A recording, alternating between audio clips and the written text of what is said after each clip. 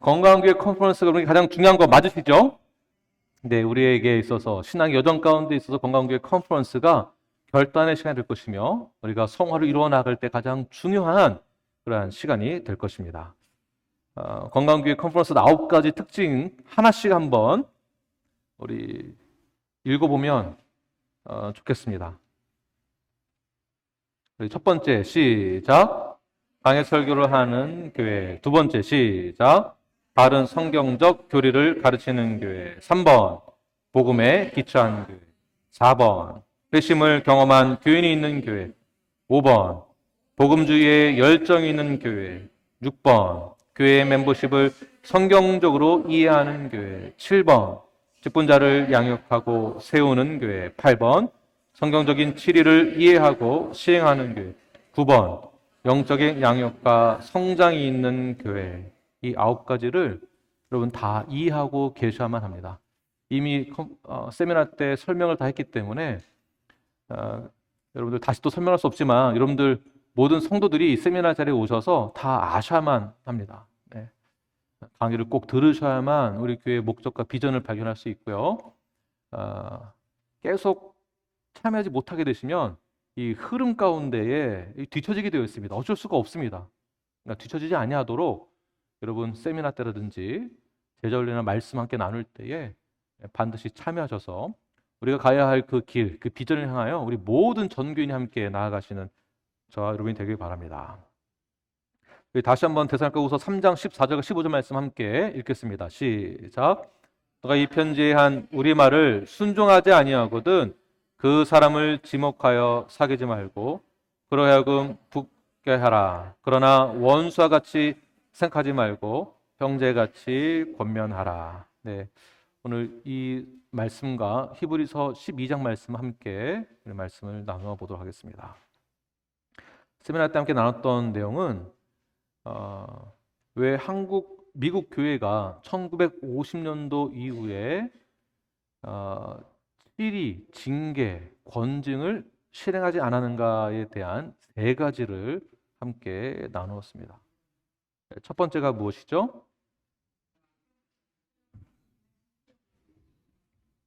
실용주의 때문이죠. 두 번째는 새로운 교회론이 도입이 됐기 때문입니다. 네. 세 번째는 교회 세속화 때문이죠. 네. 그래서 전통적으로 성경적으로 해오던 치리와 징계, 권징을 1950년도 이후부터 실행하지 않게 되어지고 발생된 문제가 있는데요. 그것은 우리 침례교회 경건성의 훼손이 생기게 되었습니다.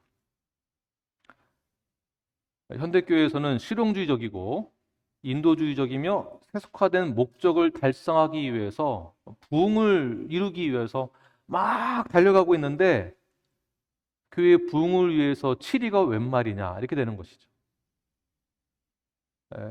치리는 교회와 어울리지 않다라는 인식이 이때서부터 시작되었습니다. 치리가 있게 되면 교회가 성장하기 굉장히 어려워지겠죠. 네, 현대 사회에서 필요한 사역과 아무런 상관없는 것으로 여겨지게 됩니다. 그래서 교회는 성경적인 교회 치리를 거부하게 되는데요. 1907년 평양 대부흥 사건이 일어났을 때에 무엇을 계기로 부흥이 일어났다고 생각하십니까? 네, 회개와 치리가 있었기 때문에.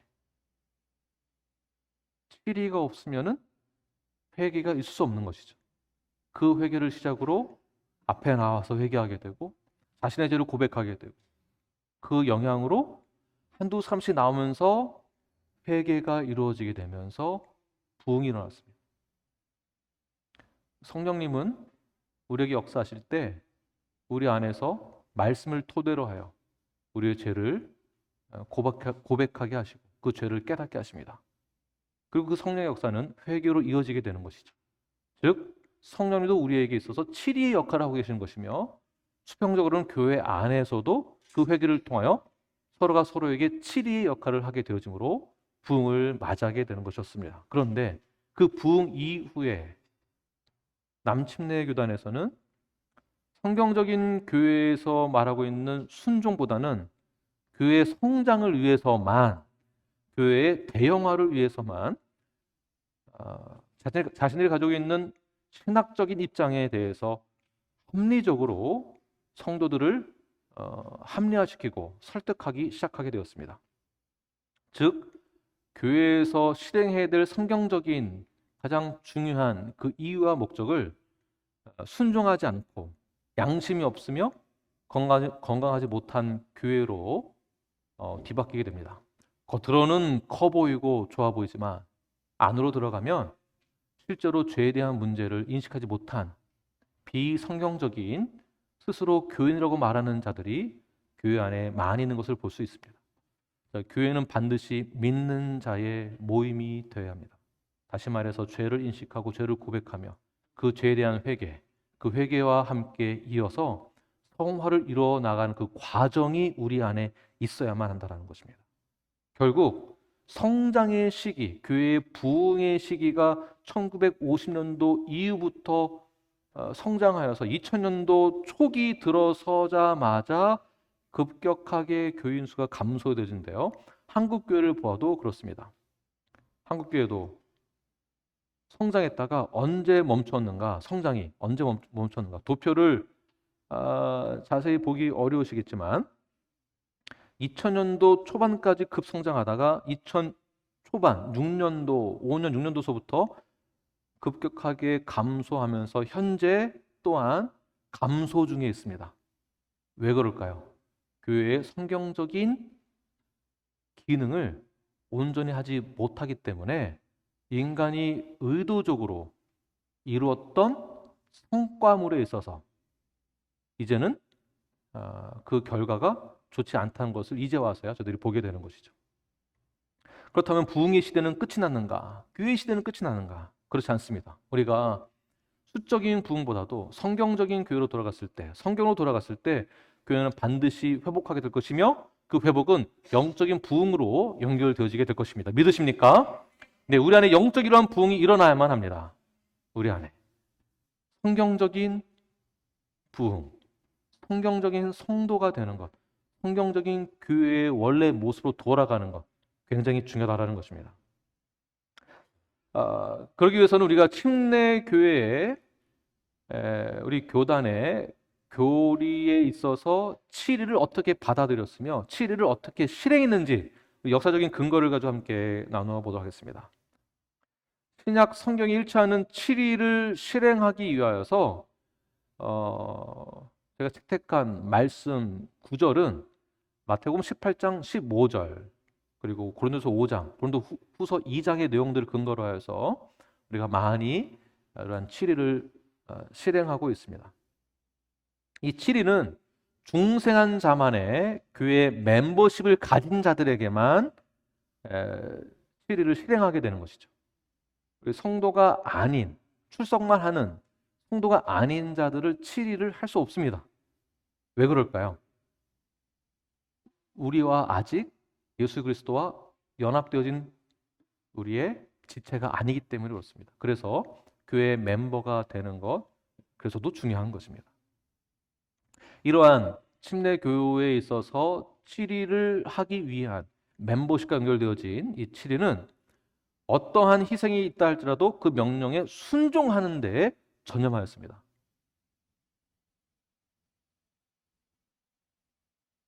퓨리탄, 한국말로 뭐죠? 청교도. 네. 청교도의 가장 중요한 핵심은 분리주의입니다. 분리주의. 국가에 소속되지 않고 종교의 자유를 가지고 복음 중심으로 살아내겠노라라고 하는 것이 퓨리탄입니다. 청교도. 그 안에서 침례 교도들이 가장 중요하게 여긴 것은 물론 국가와 분리되어진 종교의 자유를 중요시 여기기도 했지만 더 중요한 것은 그 명령에 순종하는 데 있습니다. 복음대로, 말씀대로, 성경대로 살아내는 데에 가장 중요한 핵심을 가지고 있었습니다. 그래서 로버트 샘플, 우리 히스토리안 역사학자인데요. 버지니아 1810년도에 버지니아에 있었던 우리 베프티스트의 교단에 있었던 한 사건을 이 책에서 설명하고 있는데요. 그 책에 등장하는 존 월러라는 목사님이 이러한 예가 있습니다. 존 월러 목사님은 미 식민지 통치자들이 버지니아 침례교 목사 존 월러에게 설교를 금지했습니다. 그러나 이 목사는 어떻게 했을까요? 설교를 했습니다.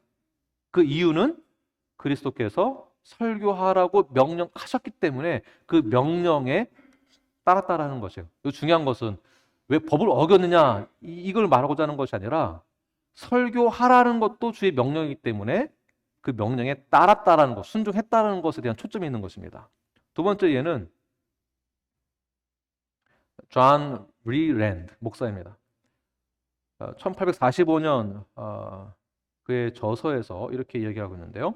조지아 농장 주인의 아내에게 침례를 시행하려고 했는데 그 남편이 만약 당신이 우리 아내에게 침례를 준다면 나는 나의 아내에게 등에 채찍을 할 것이며 당신을 죽이겠다고 목을 자르겠다고 협박을 합니다.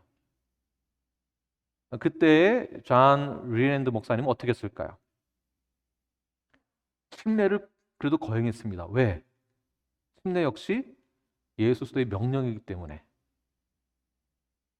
윌리엄 존슨의 회고록이죠. 회고록에 보게 되면 성경적인 설교에 불만을 품은 회중이 존슨 목사를 협박하고 불량배를 동원해서 폭력을 가합니다.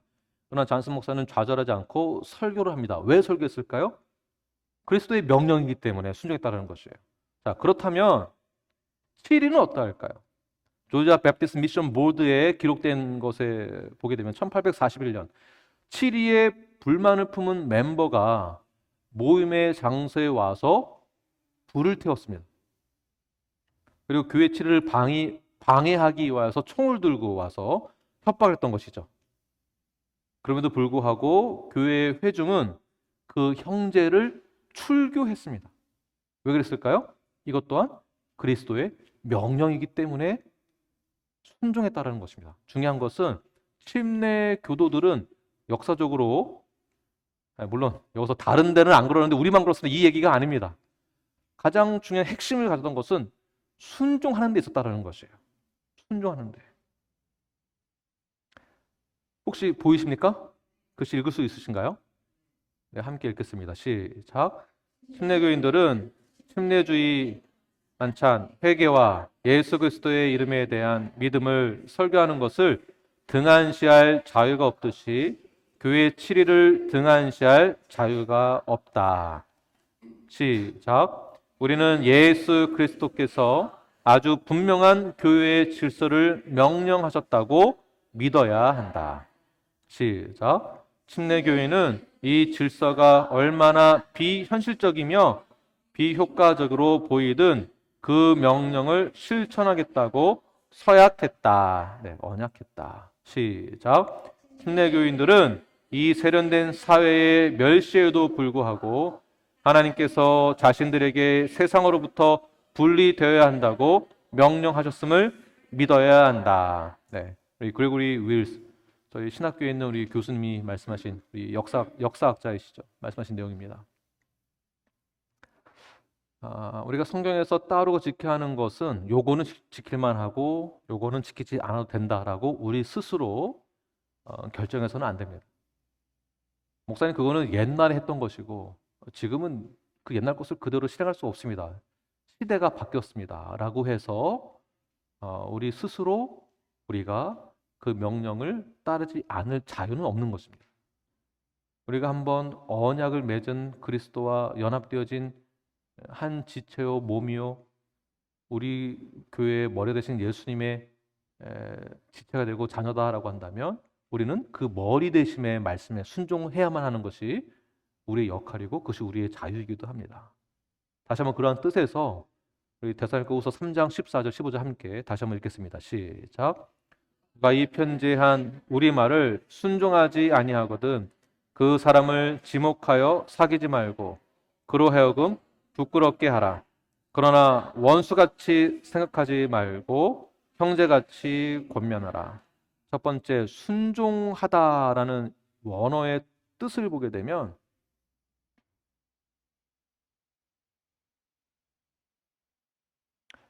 듣는다라는 그 원어가 있습니다. 휘포타소라는 단어인데요. 순종하는 것은 듣는 것으로 시작되는 것입니다. 그러니까 듣는 것이 순종이에요. 보통 남자들이 아내의 말을 잘 귀를 기울여서 듣습니까? 잘 안 듣지요. 잘 안 들으니까 아내 입장에서 봤을 때는 답답한 거예요. 내 말 듣고 있어 라고 말하지만 나 들었어 알아 하지만 결국 말한 대로 행동을 안 하죠. 다시 말해서 순종하지 않는다는 것입니다. 듣지 않으면. 그래서 듣다라는 히브리어로는 구약에서 말하는 히브리어 쉐마라는 뜻이 있습니다. 쉐마. 하나님이 여호와가 쉐마라고 말씀하시면은 들어라 이스라엘, 들어라 나의 백성이라는 뜻이에요. 들어라. 즉 순종이라는 뜻이겠죠. 순종해라. 귀로 들어서 말씀을 통해 깨닫고 내면 깊은 곳에서 그 영향을 미침으로 인해서 그 깨달은 대로 말씀을 들은 대로 실천하는 것, 순종으로 연결되는 것, 행동으로 옮기는 것이 순종입니다. 그래서 듣는 것이 굉장히 중요한 것입니다. 듣지 않고 어떻게 우리가 말씀대로 행할 수 있겠습니까? 듣는 것이 중요합니다. 역사는 이렇게 말씀하십시오. 잘 들으십시다. 자, 이 말이 무슨 말이라고요? 순종합시다. 잘 순종합시다. 대니는 저를 보고 얘기하네요. 네, 옆 사람하고 얘기하라니까. 네, 저도 순종하겠습니다. 네. 누구에게 순종해야 될까요? 하나님 말씀. 우리의 머리가 되시는 예수 그리스도. 그 말씀을 잘 들어야 하는 것이죠. 그런데 이 듣지 않는 게 문제라는 거예요. 순종하지 않는 게 문제다라는 것입니다. 칼빈은 이렇게 이야기합니다. 시작. 바울이 말하고 있는 것부터 주님으로부터 기원이 된 것을 따라서 그의 말에 순종치 않는 것은 결국 인간에 대한 것이 아니라 하나님에 대한 불순종이다. 잔 칼빈 주석에서 오늘 본문의 내용을 이렇게 설명하고 있다는 것입니다. 제가 말씀을 전달하고 있는 것이죠. 그러니까 딜리버리 하고 있습니다. 딜리버리 하는 입장에서는 그 메시지를 그대로 전달만 하는 것이에요. 그 메시지는 어디서부터 왔습니까? 하나님으로부터. 그것은 하나님 우리에게 주신 말씀이지 김한국 목사의 개인 철학이나 사상이 아닙니다. 우리는 순종하는 것은 김한국 목사의 말에 순종하는 것이 아니라 하나님 말씀에 순종하는 것이에요. 다시 한번 되새기시면서 우리 본문 다시 한번 읽겠습니다. 시작. 누가 이 편지에 한 우리 말을 순종하지 아니하거든 그 사람을 지목하여 사귀지 말고 그로 하여금 부끄럽게 하라. 그러나 원수와 같이 생각하지 말고 형제같이 권면하라. 자, 순종하지 아니하거든 그 말을 잘 듣지 아니하거든 어떻게 하라고요? 그 사람을 지목하여 사귀지 말라.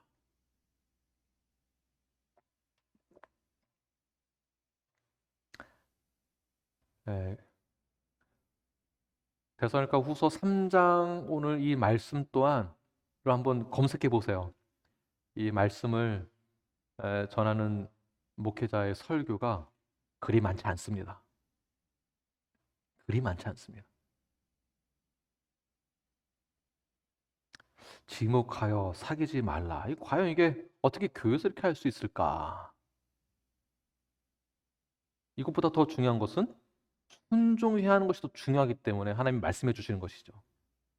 그 순종은 우리에게서 가장 중요한 것이기 때문에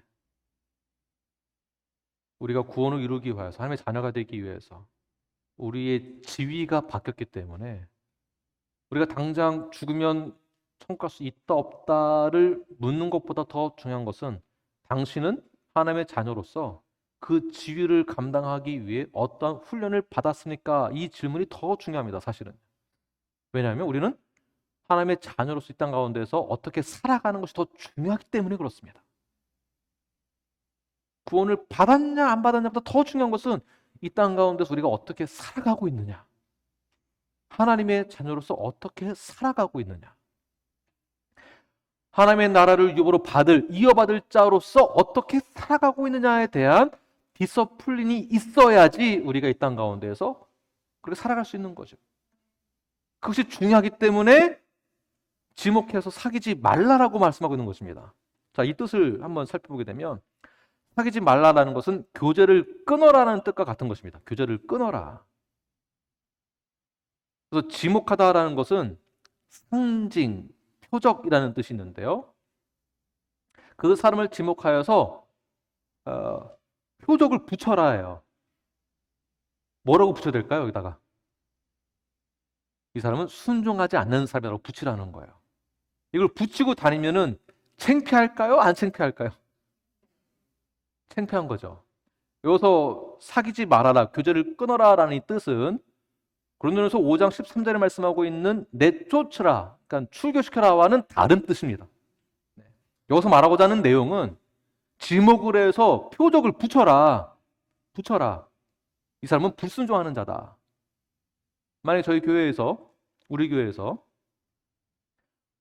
불순종한 자가 있다고 한다면은 제가 책상 서랍에서 꺼내서 불순종한 자 써가지고 이마에 붙이고 다니라고 하시면은 여러분, 에이, 이거 여기만 교회야? 하고 나가시겠죠? 그렇다고 내라고 하시면 안 되죠. 우리. 그러지 말자고 지금 설교하는 건데. 왜 그러냐면 오늘 본문에서 말씀하고 있는 것은 그 사람을 지목하여 사귀지 말고 그로 하여금 어떻게 해요? 부끄럽게 하라. 왜 그럴까요? 그 죄에 대해서 인식을 하라는 얘기죠. 그건 죄입니다라고 알려줘야 한다는 얘기예요. 그건 죄라고 알려줘야 한다는 얘기입니다. 그건 어떻게? 원수같이 하지 말고, 그다음 뭐죠? 형제같이 고면하라. 뭐같이 하지 말고? 그러나 대부분 저게 찾아와서 하실 때 어떻게 말씀하시는가? 원수도 아니죠. 네, 왼수같이 생각을 하고 찾아와서 따다다다다 하시는 거죠. 네. 이제 우리가 바꿔야 되는 어떤 부분이 바뀌어져야 되겠습니까? 형제같이. 네. 죽으나 사나 나의 형제입니다. 나의 형제. 죽으나 사나. 옆 사람에게 이렇게 말씀하시죠. 당신은 죽으나 사나 나의 형제요 자매입니다. 네. 저희도 두 형제가 있지만 두 형제가 죽으나 사나 그냥. 네. 그러나 죽었다 갔게도 영원한 형제이죠. 네. 우리 부부는 단 한 번도 싸운 적이 없어요 라고 하는 부부가 있더라고요. 저는 그 건강하지 못하다고 생각합니다. 네.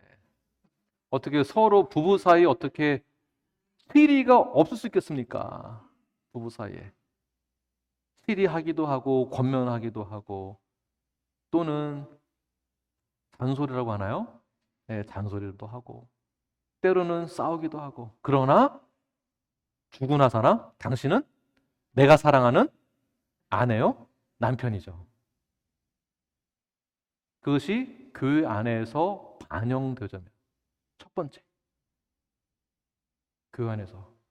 근데 가정에서는 그렇게 하려고 노력을 하는데 교회에서는 절대 그렇게 안 하려고 하는 것이 1950년도 이후서부터 그렇게 있었다라는 거예요. 우리는 예수 그리스도의 몸에 접붙인 링크되어진 연합되어진 몸입니다. 하나 지체. 우리 옆 사람에게 다시 한번 말씀하세요. 당신은 죽으나 사나 내가 사랑하는 형제요 자매입니다.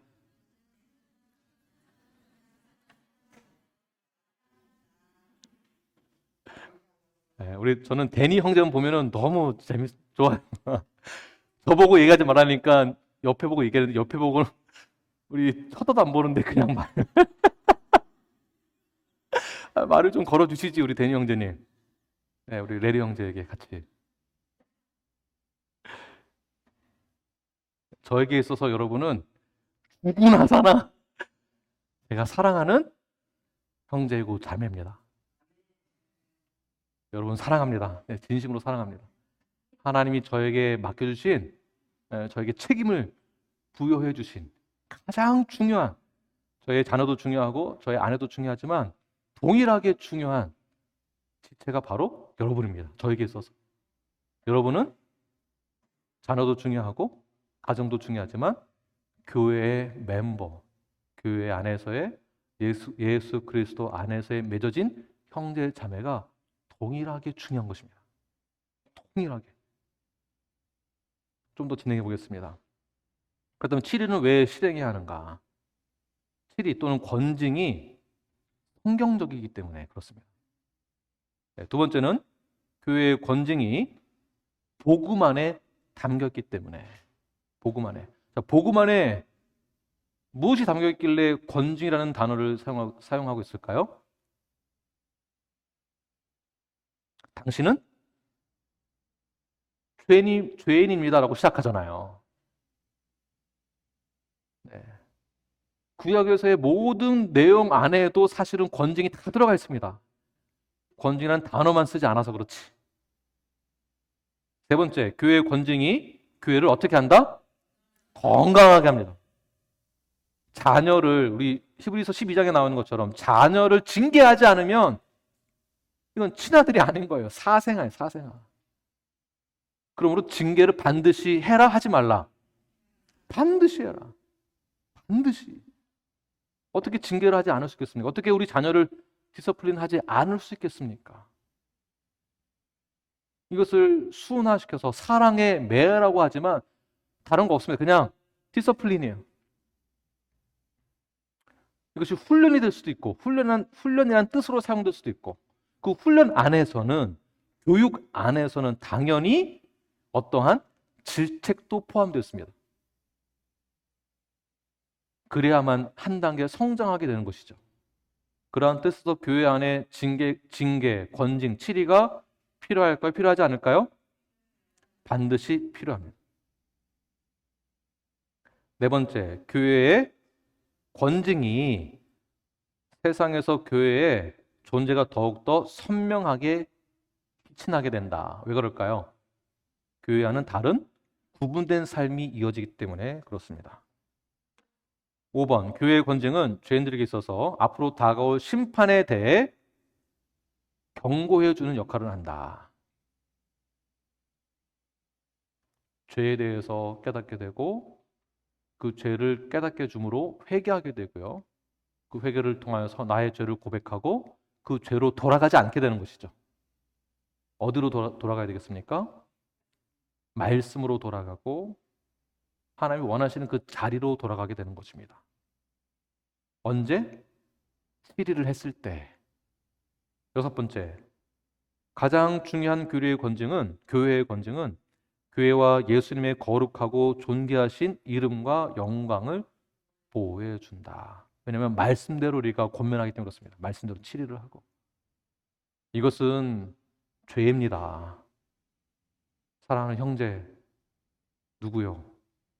다시 말씀 안으로 돌아오십시오. 그래야 교회가 보호받고 당신도 받고 하나님께는 영광을 돌리게 되는 것입니다. 권징에는 두 가지 종류로 나눌 수 있는데요. 우리 나인막스에서 말하고 있는 우리 디서플린의 the type of discipline 두 가지를 제시하고 있는데요. 첫 번째는 formative discipline, 그러니까 형성하는, 번역이 좀 어렵습니다. 더 어렵습니다. 번역이 형성시키는 권징을 통해서 가르쳐서 어디로 연결시켜 줍니까? 제자로 형성되게 하는 거예요. formative discipline. 그러니까 디서플린의 목적도 마찬가지겠죠. 이 7을 하는 이유는 제자로 돌이키게 하기 위하여서. 그러니까 제자화 된다는 것은 디서플린이 당연히 들어갈 만한 것입니다. 그건 당연한 거죠. 두 번째는 corrective discipline, 바로 잡는, 올바르게 잡는. 그러니까 죄를 바로 잡음으로써 여자의 삶을 살 수 있도록 연결시켜 주게 됩니다. 자, 이것은 우리 가정 안에서 자녀들을 양육할 때 동일하게 이 두 가지 방법을 사용하고 있죠. 가르쳐서 형성시켜 줌으로 바로잡아서 가정을 온전하게 세우는 것. 온전하게 세우는 것. 이것을 어디에서 실행을 해야 된다? 교회에서. 성경에서 말씀하고 있는 이 내용은 교회에서 실행하라고 주신 말씀이지 가정에서만 하라는 것은 아닙니다. 너 개인만 해라 이것도 아니죠. 어디에서 하라고요? 교회에서. 교회에서. 더 나아가 그 다음 가정에서. 더 나아가 직장에서. 더 나아가 세상에서. 결국 치리, 권징, 징계의 마지막은 출교입니다. 출교. 우리 세미나 때 참여하지 않으신 분들을 위해서 참고로 다시 한번 보여드리면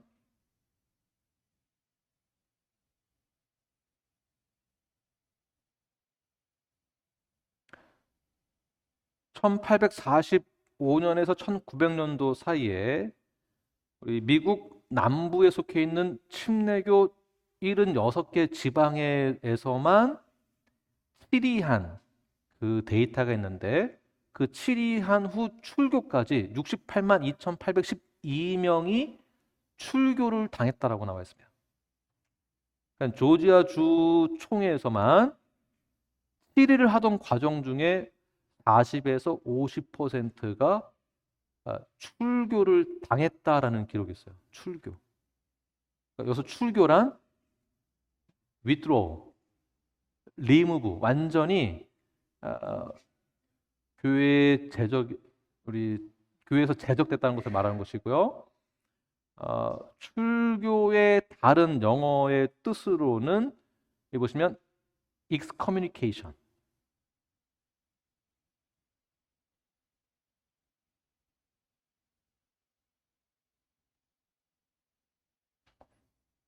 네, excommunication. 출교라고요. 출교라고 말을 하고요. 이 excommunication을 구분해서 이제 어근, 어미 이렇게 나눠서 보게 되면 ex 그다음에 communion, ing, excommunion. 다시 말해서 주의 만찬에도 참여하지 못하게 하는 게 출교도 같은 것입니다. 다시 말해서 그래서 멤버만 커뮤니언을 하는 거예요. 주의 만찬은. 주의 만찬에 참여하지 못했다라는 것은 출교를 당했거나 또는 우리 교회 멤버가 아니다라는 뜻이 되는 것입니다. 그런데 출교를 시키기까지 권징을 할 때 어려운 부분들이 있는데요.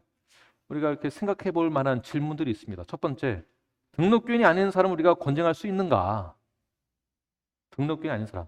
이 질문은 제가 만든 게 아니고 미국 교회에서 성도들이 질문한 내용을 요약한 것입니다. 캐피탈 철치에서 나인마스 무브먼트를 하고 있는 교회에서 만든 질문의 내용들이요. 등록교인이 아닌 사람을 권징할 수 있는가? 자, 이 말은 등록교인과 뭐가 있다는 것이죠? 비등록교인이 존재한다는 얘기겠죠. 그러니까 교회 안에 등록교인이 있고 등록교인이 아닌 경우가 있다는 것입니다. 그러니까 등록교인이 아닌 사람은 그러면은 우리 교회의 성도가 아닌가? 그런 뜻은 아니죠. 그런 뜻은 아니지만 이 단어로만 보아도 등록교인과 등록교인이 아닌 사람이 있다는 것을 말하고 있는 것이고 등록교인이 아닌 사람에게는 치리하기가 할 수 있는가 없는가 이런 질문들을 그 교회에서 했다는 것입니다. 두 번째, 만약 교인 가운데 완전히 믿음을 버리고 자신을 그리스도인으로 부르기를 거부할 때는 어떻게 해야 하는가? 자, 이런 케이스가 있을까요? 없을까요? 있죠. 그러니까 예를 들어서 너무 이제 예를 많이 들면 딴 데 쓸 수 있으니까 넘어가겠습니다. 그냥 뭐 교회를 그냥 아예 믿음에서 떠나시는 분들, 네, 떠나시는 분들이 우리가 보기에도 있기도 한 것 같습니다. 세 번째, 교회는 회개하지 않고 제 가운데 있는 사람의 탈퇴를 받아들여야 하는가? 자, 이런 케이스가 있습니까? 없습니까? 이 케이스가 미국 교회만 있는 것이 아니라 저희 교회에서도 있었습니다. 회개하지 않고 제 가운데 여전히 있는데 그냥 탈퇴해 버렸어요. 탈퇴한 사람을 치료할 수 있는가? 원론적으로 보게 되면 탈퇴도 자기 마음대로 하는 거 아닙니다. 예. 탈퇴할 때에도 교회가 결정하는 거예요. 그러므로 사실은 3번의 질문에 있어서 죄를 짓고 나서 그냥 교회를 나가버리는 경우에는요, 그분을 다시 소환시켜야 됩니다. 소환시키는 거예요. 회개하게 해야 돼요. 저 탈퇴할 건데요? 자기 마음도 탈퇴할 수 없습니다. 예. 그게 교회예요, 사실은요. 4번, 징계 후 출교된 사람과 관계를 끊기를 거절하는 사람을 어떻게 하는가? 저희 교회에도 2번, 3번, 4번의 케이스도 있는 것 같습니다. 네, 있는 것 같습니다. 어떻게 해야 될까요? 목사님, 그래도 우리 다 서로가 우리 알고 지내던 사이인데 좋은 게 좋은 거라 그냥 그래도 되지 않습니까? 그냥 만나서 밥 한 끼 먹는 건데요, 뭐. 결국 그 모임 가운데 공통점은 어떤 모임의 공통점으로 만나게 될까요? 둘 모임이 다 성격상 교회의 성도였었기 때문에 대화의 주제 마지막은 교회로 연결되겠죠. 그러니까 징계가 뭔지도 모른 채, 치리가 뭔지도 모른 채, 죄가 뭔지도 모른 채 여전히 죄 가운데 있는 사람과 교제를 한다? 그리고 대화의 내용은 결국 교회 이야기로 끝날 것입니다. 교회 이야기는 결국 사람을 이야기하는 거겠죠. 누가 이랬대더라로 대화의 주제는 흘러가게 될 것입니다. 그래서 4번의 케이스 역시 치리를 받아야만 하는 것입니다. 5번, 분열을 일으키는 오랫동안 교회에 출석한 미등록 교인에게 어떻게 하는가? 여러분들이 계세요. 저희 교회에서도 목사님, 저는 원래 처음부터 개척 때부터 전 멤버였어요. 근데 제가 이렇게 보니까 침례 받은 기록이 없어. 근데 원래 멤버였대. 언약서에 쌓여놓은 것도 없어. 그냥 출석한 거죠. 자, 이런 케이스는 거의 뭐 대부분 그렇지 않지만 대부분이라고 말할 수는 없지만 거의 신앙생활을 종교적 행위로 한 케이스가 많이 있습니다. 종교적 활동이죠, 활동. 종교 활동. 언약이 무엇인지 모르고 복음이 무엇인지 모른 채 활동만 하는 거예요. 자, 그런 분들이 미등록 교인으로서 헌신에 다짐하지 못하고 분열을 일으킨다. 이런 분들은 어떻게 치료해야 되는가? 6번. 교회에 오랫동안 출석하지 않고 분열을 일으키는 등록교인은 어떻게 되는가? 이게 미국 교회도 동일한 사건들이 많이 있나 봐요. 어떻게 되겠습니까? 7번. 제가 좀 주의 깊게 봐야 될 문제인데 다시 한번 말씀드리면 제가 쓴 것이 아닙니다. 7번. 식탐. 그러니까 식탐이 많은 자를 치리해야 됩니까? 이런 질문이겠죠. 또는 거식증, 또는 뭐 과식증, 또는 비그리스도인과 결혼하는 교인은 어떻게 치리해야 되는가? 비그리스도인과 결혼하는 것에 대해서 우리가 합리화시킬 수 있는 부분이 굉장히 많이 있죠. 그래도 한 영혼이라도 우리가 복음 전해서 그 예전에 저 어릴 때 목사님들이 전도 못하면은 결혼이라도 해가지고 안 믿는 사람하고 결혼이라도 해가지고 전도하라고 아니면 애라도 많이 낳던가 뭐 이렇게 농담 반 진담 반으로 하셨던 것 같습니다. 또는 결혼의 조건으로 당신이 예수를 믿는다면, 뭐 그런 것도 아니에요. 당신이 교회에 나온다면 내가 결혼해 줄게. 조건으로. 남자는 그 목적을 달성하기 위해서 어떻게 할까요? 당연히 교회에 나가야지. 교회 가야지. 목적을 달성하면 그다음 어떻게 될까요? 사랑이라는 변명으로, 복음 전도라는 변명으로 우리는 비그리스도인과 결혼을 하는 케이스가 오늘날 이 시대에 얼마나 많은지 봅니다. 자연스럽게 멤버가 되어지고 자연스럽게 복음을 받아들이지 않은 채 믿는 자와 결혼했다라는 이유로 침례를 받게 되고, 이러한 케이스가 그동안 있었습니까? 없었습니까? 네, 그래서 2000년도 초기부터 교회의 성상세가 꺾이고 줄어들기 시작한 거예요. 8번 시작. 심각한 공적인 죄를 지은 경우 자신의 죄에 대해 회개에 대한 증거로 전체 회중 앞에서 죄를 고백하라고 요구하는 것이 적절한가? 제가 이 8번의 내용을 실행하려고 했을 때 목사님 공상당이십니까? 이런 얘기를 들은 적이 있습니다. 어떻게 교회에서 그럴 수 있습니까? 다 비판하는 것도 아니고. 예. 성경적으로 요구하고 있는 것은 8번을 요구하고 있습니다. 9번 시작. 출교된 사람을 언제 다시 교제권 안에 들어오게 하는가? 방법 무엇인가? 자, 보시면 출교 이미 됐는데 출교했으면 끝난 거 아닌가요? 라고 우리가 생각을 하지만, 우리가 본문을 우리가 읽어보아서 알고 있듯이 그 형제를 어떻게 해야 됩니까? 왼수처럼 대하지 말고 어떻게 해요? 네, 형제. 마태복음 18장 18절에서도 17, 18절 말씀에서도 그 형제가 죄를 범하거든 어떻게 여겨라? 마지막에 세 번째 때 권면하기를 세일이나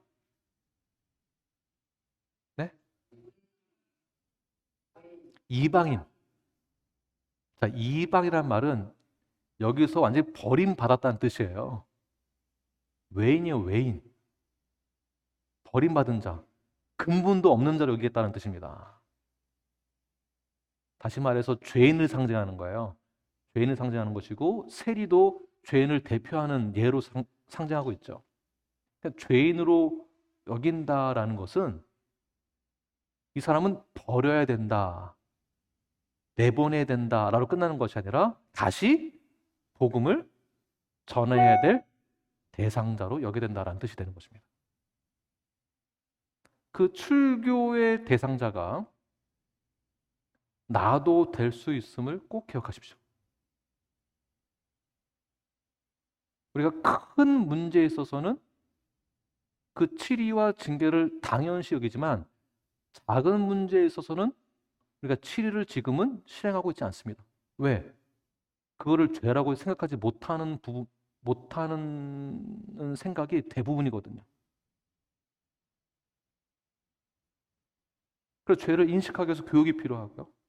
그 작은 문제에도 치리를 해야만 됩니다. 사실은 그렇습니다. 그러므로 출교된 사람을 다시 언제 교제권 안으로 들어오게 하는지에 대한 이 질문이 미국 교회도 많이 있었던 거예요. 이 철치 디스플린 이 책에 보게 되면 징계의 목적을 저로 하여금 부끄럽게 여겨라라고 말씀하면서 죄인을 부끄럽게, 회개로 인해서 부끄럽게 여김으로 다시 돌아오게 하기 위함으로 말씀하고 있고, 구약의 예언서나 선지자들이 말했던 모든 역사책에서나 역사서나 모든 것에 보면은 그 예언의 마지막 무엇입니까? 심판이 있을 것이다. 그러나 돌아와라. 돌아와라. 돌아오게 하는 것이 누구의 뜻이죠? 하나님의 뜻입니다. 돌아오게 하는 것이 하나님의 뜻이에요. 나가게 하는 것만이 아니에요. 심판을 하겠다만이 아닙니다. 심판이 있을 거다. 두렵지 않느냐? 그러므로 목적은 돌아와라. 왜? 나는 너와 함께 할 것이다. 너는 나의 자녀다. 쉐마, 들어라, 나의 백성이야. 돌아와라. 돌아와라. 이것이 하나님의 목적이고 7위의 목적이 되는 것입니다. 그러한 뜻에서 다시 한번 읽겠습니다. 시작. 누가 이 편지에 한 우리 말을 순종하지 아니하거든 그 사람을 지목하여 사귀지 말고 그로 하여금 부끄럽게 하라. 그러나 원수같이 생각하지 말고 형제같이 권면하라. 네. 만약에 성경적인 7위가 없다면 불순종으로 인한 교회 내에 큰 혼란과 어려움을 겪게 될 것입니다.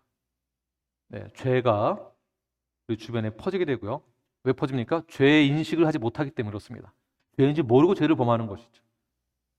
권징이 없다면 회개할 기회도 없습니다. 그러겠죠? 그래서 교회 안에서의 권징은 절대적으로 필요한 것입니다. 권징이 없다면 용서와 사랑의 기회가 돌아오지 않습니다. 우리가 서로 사랑하라고 말하지만 언제 어떻게 왜 사랑해야 되는지를 모르고 아멘이라고 하고 있죠. 용서와 사랑을 하면 권징이 있어야 용서와 사랑을 할 수가 있습니다. 우리가 언제 용서할 수 있는 기회가 있겠습니까? 권징을 할 때 용서할 수 있는 기회가 있는 것입니다. 권징을 하지 않으면 성경적인 건강한 교회의 모습을 잃어버리게 됩니다. 그래서 전통적으로 남침내 교단에서 7위를 했던 내용들이 있는데요. 살인한 자 7위 받을만 하나요? 안 받을만 하나요? 이거 지금 당연하죠라고 말씀하시잖아요. 이거 당연한 겁니다. 자, 낙태. 네, 낙태는요. 방화. 이 당시에 1900년 그 전까지 방화 사건이 많았나 봅니다. 방화하는 자를 7위 했다라는 뜻이겠죠. 육체적인 공격, 자, 도둑질, 7위 받을만 하나요? 안 받을만 하나요? 받아야죠. 그러니까 살인자만 받는 것이 아니라 방화범만 받는 것이 아니라 도둑질 하는 자도 7위를 네, 우리 과거에 역사적으로 침례 교단에서는 7위를 했다. 자, 사기꾼. 신성모독은요. 신성모독. 용서하고 사랑해야 한다고 말하는데 그럼 어떻게 돌아오라고 얘기하고 있는데 죽이면 못 돌아오잖아요. 신성모독은요. 당연히 네. 거짓말. 술 취함에 대해서도 7위를 했습니다. 어디에서요? 전통적으로 침례 교단 안에서는. 왜 그럴까요? 술 취하면 죄 더 많이 짓겠죠. 안 그래도 죄를 많이 짓는데 술 취하면 뭐 인사불성 돼가지고 말도 막 하고 행동도 그렇고요. 온갖 이웃에게 피해를 주죠. 미국에 서 참 좋은 점은 길거리에서 술 취한 사람을 보지 글쎄요. 제가 그 근처에 안 가봐서 모르겠지만 하여튼 동네에서는 보지 않으니까 참 그건 좋은 것 같아요. 근데 제가 살았던 동네에서는 그 시장 골목이 바로 앞에 있어가지고 아침에 학교 갈 때도 술 취한 사람이 길거리에 있더라고요. 얼마나 살기가 힘들었으면 그러겠는가 싶지만 결코 그의 상황에 대해서 이해할 만하다라고 해서 그냥 넘어갈 수 있는 문제는 아니죠, 사실은요. 온갖 종류의 남용, 음란, 간음, 그 외 심각한 죄를 지은 멤버들을 우리 남침내 교단에서는 전통적으로 7위를 해왔습니다. 이 외에도 여러 가지가 있을 수 있겠죠. 교회적인 의무에 반하여 습관적으로 예배를 결석하는 자에 대해서도 7위를 했습니다. 자, 교회의 예배에 주일날 빠지면은 지옥 가나요? 네. 주일 예배 한번 빠짐으로 인해서 구원을 상실할 수 있을까요? 네, 그렇지는 않습니다. 그런데 왜 7위를 했을까요?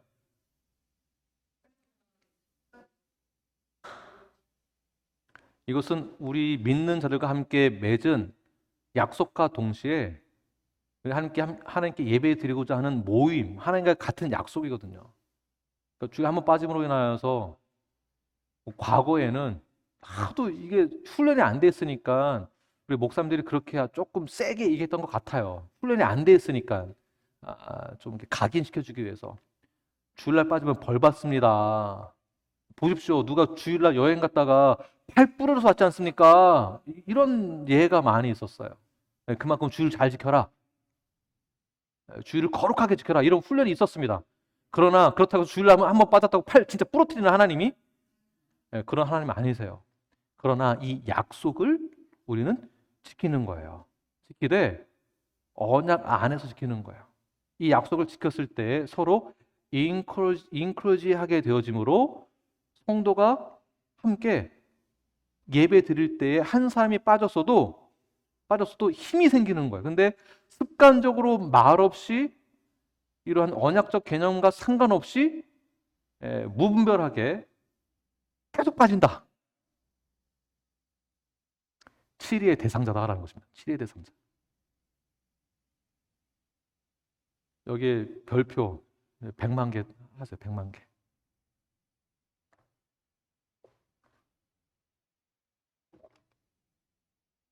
그 다음에 교회의 권위에 순종하기를 거절하는 자.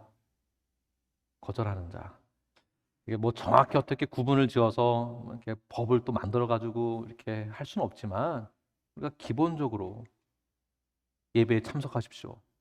기도의 자리에 참석하십시오. 저는 절대 못합니다. 이렇게 해서 편을 나눠가지고 성도가 아니죠. 사실은 이렇게 하면은 당연히 7위의 대상자입니다. 7위를 받아야 마땅한 것이죠. 과거에는 그 다음에 열린 만찬을 실행하는 자를 7위 했습니다. 열린 만찬이 있다라는 것은 뭐가 있다는 것인가요? 반대로 열림의 반대말은 닫혔다, 닫힌. 한국말로 이제 번역하다 보니까 이제 말이 좀 그런데 영어로는 오픈 커뮤니언. 네, 모든 사람들이 다 오픈해 버리는 거예요. 멤버가 아니어도 그냥 방문한 자들도 다 주님한테 참여. 여기에서 이제 말할 때는 오픈 커뮤니언을 함으로 인해서 좋은 점은 그들에게 하나님의 사랑과 은혜와 용서와 자비를 경험해 줄 수 있다는 것, 예수님의 몸에 접붙임 이런 거다라는 것을 경험해 주게 되어짐으로 복음을 전할 수 있는 찬스가 온다. 그렇게 하는 순간 비성경적으로 간다고 저는 생각합니다. 네? 그래서 타협하는 것이죠. 그래서 우리 교회에서는 주의 만찬을 닫힌 주의 만찬, closed communion, locked communion이라고 얘기하고 있습니다. 닫힌 멤버들만 실행하는. 왜 그렇습니까? 주의 만찬의 의미가 무엇입니까? 예수님의 몸을 우리가 생각하는 거잖아요. 다시 되새기는 거예요. 기념하는 거예요. 근데 예수님이 우리를 위해서 죽으시고 부활하시고 승천해서 다시 오실 것을 믿지도 않는 사람이 어떻게 주의 만찬에 참여할 수 있겠습니까? 그래서 주의 만찬은 닫힌 만찬. 이런 이해가 없으면, 이러한 배경 지식이 없으면, 성경적인 지식이 없으면 그냥 믿습니다. 이것만 가지고 신앙생활하면요 나중에 고집으로 바뀌는 거예요. 왜 안 돼요, 목사님? 그게 왜 안 돼요? 이렇게 해야죠. 우리 옛날부터 그렇게 했는데요. 저는 그렇게 했는데요. 그 옛날에 그렇게 했던 거고. 성경적으로는 이런 것입니다라고 제가 이제 가르쳐 드리는 것이고요. 여기 동의하신 분이 저희 멤버가 되신 거고, 동의하셨다면 닫힌 만찬에 동의하시고 순종하시는 거예요. 이때 아멘 하시는 겁니다. 이 지금 저의 말이 아니고 성경적인 말씀을 드리고 있는 것입니다. 전통적으로 남친대교단에서는 치료를 할 때 교회나 개인에게 적대적인 자에게 치료를 했습니다. 교회나 개인에게 적대적인 자. 어떤 사람이 적대적인가요? 항상 말꼬리를 잡아가지고 시기 질투 때문에 계속 그 말꼬리만 사람이 말하고자 하는 그 의도는 파악할 생각을 아예 안 하고 배제하고 말꼬리만 붙잡아서 적대적으로 계속 반대만 하는 거예요. 반대만. 그러니까 자세히 이제 물어보면은 특별히 반대할 이유는 별로 없어요. 그냥 싫은 거야. 성도와 성도 사이에 이런 일들이 있으면은 안 된다라고 했습니다. 이런 적대적인 자에게 치리를 하였다. 자, 이웃에게 쉽게 분노하는 자. 네. 여기서 이웃이랑 어느 이웃을 말하는 것일까요? 교회 안에서 형제 자매예요. 우리 형제 자매 안에 쉽게 분노하는 자가 있습니까?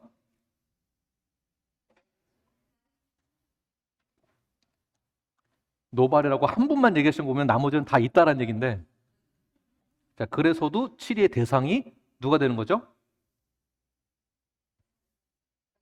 우리가 치리의 대상이 되는 거예요, 사실은요. 큰 사건은 당연시 여기는데 이런 거는 당연시 여기지 않거든요. 제가 그래서 사인이 있잖아요. 커피 한잔 하시죠. 제가 이제 이런 문제로도 커피 한잔 하시자면은 예. 그다음 세 번째, 중상모략하는 자. 중상모략하는. 중상모략이 어떤 뜻입니까? 네? 뒷담. 예, 예, 쉬운 말로 뒷담화 또는 이간질. 예, 어떤 이유 없이 이제 모함하는 거죠. 모함. 네. 그러니까 한 사람을 죽이기 위해서 코너로 완전 몰고 가는 거죠. 모함. 위협하는 자. 교회 안에서 분열이나 당을 조성하는 자. 세미나 때 말씀드렸지만 당을 조성하는 아주 용기 있는 분이 있는 반면 용기 없으신 분들은 뒤에서 당을 조성하는 케이스가 있습니다. 네. 그래서 아까 전에 제가 어떻게 예화를 드렸죠? 네. 누구랑 놀지 마. 누구랑 밥 먹지 마. 쟤랑 말도 하지 마. 제가 말하는 거에 반응도 보이지 마. 웃어주지도 마. 이 말하는 것 자체가 결국 당을 짓는 거예요. 여러분들이 하시는 말씀 굉장히 신중하게 생각하셔야 됩니다. 신중하게. 누구 말 듣지 마. 누구랑 놀지 마. 또는 나는 저쪽 그룹에 안 갈 거야. 나는 저 동산에 싫어. 왜냐하면 저 사람이 어쩌저쩌저쩌저쩌. 결국 나도 똑같습니다. 나도. 어쩌고저쩌고 하는 순간 나는 의로운데 저 사람은 의롭지 못해라는 뜻이거든요. 그것이요. 그거는 있을 수 없는 일입니다. 나는 구원받은 사람이고 저 사람은 구원받지 못한 사람이라는 말과 똑같은 것입니다. 그러니까 이렇게 하는 것 자체가 분열을 짓는, 당을 짓는 것이라고 생각하시고 이것 역시 치리의 대상이 된다. 지금 한숨 소리가 들렸는데 네, 금방 끝내겠습니다. 한숨 소리 크게 들리네요. 네, 금방 끝내겠습니다.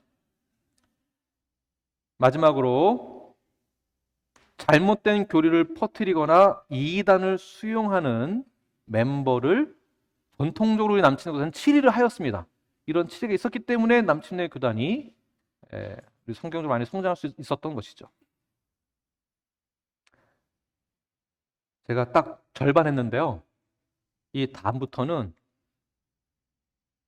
치리를 어떻게 운영했는지 교회 안에서 구체적으로 설명을 하고 있는데 여러분들이 식사 후에 좀 같이 더 마지막까지 이 세미나 같이 했으면 좋겠습니다. 네, 여러분들 바쁘시겠지만 좀 힘드시지만 저희 교회가 당면한 이 문제에 대해서 성경적으로 우리가 어떻게 해야 하는지를 함께 나누고 그리고 실행하기를 원합니다. 여러분 다 참여해 주시길 바라고요. 그러한 뜻에서 우리 지금까지 배운 내용을 기억하셔서 우리 히브리서 12장 5절부터 14절 말씀을 함께 읽겠습니다. 시작. 또 아들들에게 권하는 것 같이 너에게 권면하신 말씀도 잊었도다. 일렀을 때 내 아들아 주의 징계하심을 경히 여기지 말며 그에게 꾸지람을 받을 때에 낙심하지 말라. 주께서 그 사랑하시는 자를 징계하시고 그가 받아들이시는 이 아들마다 책지질을 하심이라 하였으니 너희가 참음은 징계를 받기 위함이라. 하나님이 아들과 같이 너희를 대우하시나니 어찌 아버지가 징계하지 않는 아들이 있으리. 징계는 다 받는 것이거늘 너에게 없으면 사생자요 친아들이 아니니라. 또 우리 육신의 아버지가 우리를 징계하여도 공경하였거든 하물며 모든 영의 아버지께 더욱 복종하며 살려 하지 않겠느냐. 그들은 잠시 자기의 뜻대로 우리를 징계하였거니와 오직 하나님은 우리의 유익을 위하여 그의 거룩하심에 참여하게 하시느니라. 아멘. 여기까지만 하겠습니다. 징계를 실행하는 교회가 건강한 교회입니다. 약 몇 년 전에 연도수는 제가 잘 기억이 나지 않지만 약 몇 년 전에 우리 한 자매님이 저에게 찾아와서 이 말씀하셨어요.